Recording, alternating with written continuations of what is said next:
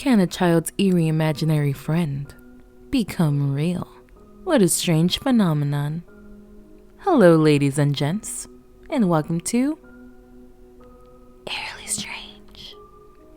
I'm your host, Melody, and today I'll be reading Mr. Widemouth. Alright guys, just a disclaimer, I do not own any story that I read or any music or any image that are shown in my videos. I just do narrations to stories that are interesting to me. But if you also find it enticing, then make sure to hit that subscribe button. And while you're at that, make sure to hit that bell notification button. I upload every Friday, so you don't want to miss that. Without further ado, the story. During my childhood, my family was like a drop of water in a vast river, never remaining in one location for long. We settled in Rhode Island when I was 8, and there we remained until I went to college in Colorado Springs. Most of my memories are rooted in Rhode Island, but there are fragments in the attic of my brain which belong to the various homes we'd had lived in when I was much younger. Most of these memories are unclear and pointless, chasing after another boy in the backyard of a house in North Carolina, trying to build a raft to float on the creek behind the apartment we rented in Pennsylvania, and so on. But there is one set of memories which remains as clear as glass, as though they were just made yesterday. I often wonder whether these memories are simply lucid dreams produced by the long sickness I experienced that spring, but in my heart, I know they are real. We were living in a house just outside the bustling metropolis of New Vineyard, Maine. Population 643. It was a large structure, especially for a family of 3. There were a number of rooms that I didn't see in the 5 months we resided there. In some ways, it was a waste of space, but it was the only house on the market at the time, at least within an hour's commute to my father's place of work. The day after my 5th birthday, attended by my parents alone, I came down with a fever. The doctor said I had mononucleosis, which meant no rough play and more fever for at least another 3 weeks. It was horrible timing to be bedridden. We were in the process of packing our things to move to Pennsylvania, and most of my things were already packed away in boxes, leaving my room barren. My mother brought me ginger ale and bugs several times a day, and these served the function of being my primary form of entertainment for the next few weeks. Boredom always loomed just around the corner, waiting to rear its ugly head and compound my misery. I don't exactly recall how I met Mr. Widemouth. I think it was about a week after I was diagnosed with mono. My first memory of the small creature was asking him if he had a name. He told me to call him Mr. Widemouth because his mouth was large. In fact, everything about him was large in comparison to his body, his head, his eyes, his crooked ears, but his mouth was by far the largest. You look kind of like a Furby, I said as he flipped through one of my books. Mr. Widemouth stopped and gave me a puzzled look. Furby? What's a Furby? He asked. I shrugged. You know, the toy. The little robot with big ears. You can pet and feed them almost like a real pet. Oh, Mr. Widemouth resumed his activity. You don't need one of those. They aren't the same as having a real friend. I remember Mr. Widemouth disappearing every time my mother stopped by to check in on me. I lay under your bed, he later explained. I don't want your parents to see me because I'm afraid they won't let us play anymore. We didn't do much during those first few days. Mr. Widemouth just looked at my books, fascinated by the stories and pictures they contained. The third or fourth morning after I met him, he greeted me with a large smile on his face. "I have a new game we can play," he said. "We have to wait until after your mother comes to check on you, because she can see us play it. It's a secret game." After my mother delivered more books and soda at the usual time, Mr. Widemouth slipped out from under the bed and tugged my hand. "We have to go to the room at the end of this hallway," he said. I objected at first, as my parents had forbidden me to leave my bed without their permission, but Mr. Widemouth persisted until I gave in. The room in question had no furniture or wallpaper. Its only distinguishing feature was the window opposite the doorway. Mr. Widemouth darted across the room and gave the window a firm push, flinging it open. He then beckoned me to look out at the ground below.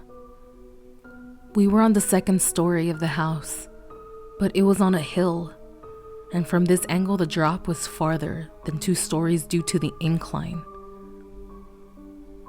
"I like to play pretend up here," Mr. Widemouth explained. "I pretend that there is a big soft trampoline below this window, and I jump. If you pretend hard enough, you bounce back up like a feather. I want you to try." I was a 5-year-old with a fever, so only a hint of skepticism darted through my thoughts as I looked down and considered the possibility. "It's a long drop," I said, "but that's all part of the fun. It wouldn't be fun if it was only a short drop. If it were that way, you may as well just bounce on a real trampoline." I toyed with the idea, picturing myself falling through thin air only to bounce back to the window on something unseen by human eyes. But the realist in me prevailed. "Maybe some other time," I said. "I don't know. If I have enough imagination, I could get hurt." Mr. Widemouth's face contorted into a snarl, but only for a moment. Anger gave way to disappointment. "If you say so," he said. He spent the rest of the day under my bed, quiet as a mouse. The following morning, Mr. Widemouth arrived holding a small box. "I want to teach you how to juggle," he said.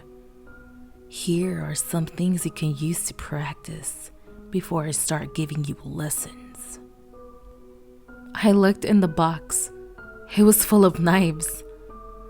"My parents will kill me," I shouted, horrified that Mr. Widemouth had brought knives into my room, objects that my parents would never allow me to touch. "I'll be spanked and grounded for a year." Mr. Widemouth frowned. "It's fun to juggle with these. I want you to try it." I pushed the box away. "I can't. I'll get in trouble. Knives aren't safe to just throw in the air." Mr. Widemouth's frown deepened into a scowl. He took the box of knives and slid under my bed, remaining there the rest of the day. I began to wonder how often he was under me. I started having trouble sleeping after that. Mr. Widemouth often woke me up at night, saying he put a real trampoline under the window. A big one that I couldn't see in the dark. I always declined and tried to go back to sleep, but Mr. Widemouth persisted. Sometimes he stayed by my side until early in the morning, encouraging me to jump. He wasn't so fun to play with anymore. My mother came to me one morning and told me I had her permission to walk around outside. She thought the fresh air would be good for me, especially after being confined to my room for so long. Ecstatic, I put on my sneakers and trotted out to the back porch, yearning for the feeling of the sun on my face. Mr. Widemouth was waiting for me. "I have something I want you to see," he said. I must have given him a weird look because he then said, "It's safe. I promise." I followed him to the beginning of a deer trail which ran through the woods behind the house. "This is an important path," he explained. "I've had a lot of friends about your age. When they were ready, I took them down this path to a special place.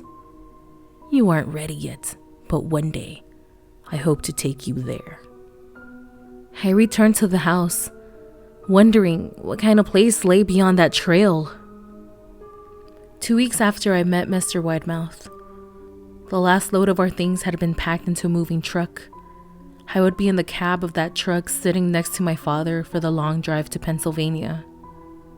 I considered telling Mr. Widemouth that I would be leaving, but even at 5 years old, I was beginning to suspect that perhaps the creature's intentions were not to my benefit, despite what he said otherwise.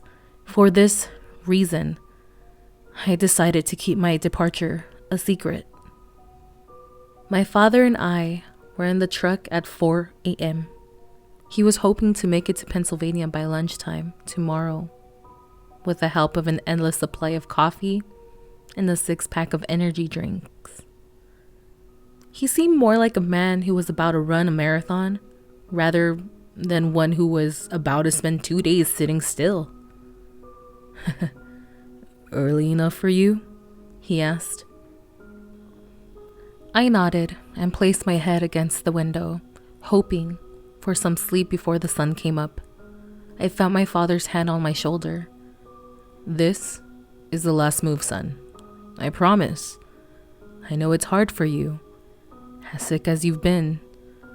Once Daddy gets promoted, we can settle down and you can make friends." I opened my eyes as we backed out of the driveway. I saw Mr. Widemouth's silhouette in my bedroom window. He stood motionless until the truck was about to turn onto the main road. He gave a pitiful little wave goodbye, steak knife in hand. I didn't wave back. Years later, I returned to New Vineyard. The piece of land our house stood upon was empty except for the foundation, as the house burned down a few years after my family left. Out of curiosity, I followed the deer trail that Mr. Widemouth had shown me. Part of me expected him to jump out from a tree and scare the living bejesus out of me. But I felt that Mr. Widemouth was gone, somehow tied to the house that no longer existed. The trail ended at the New Vineyard Memorial Cemetery. I noticed that many of the tombstones belonged to children.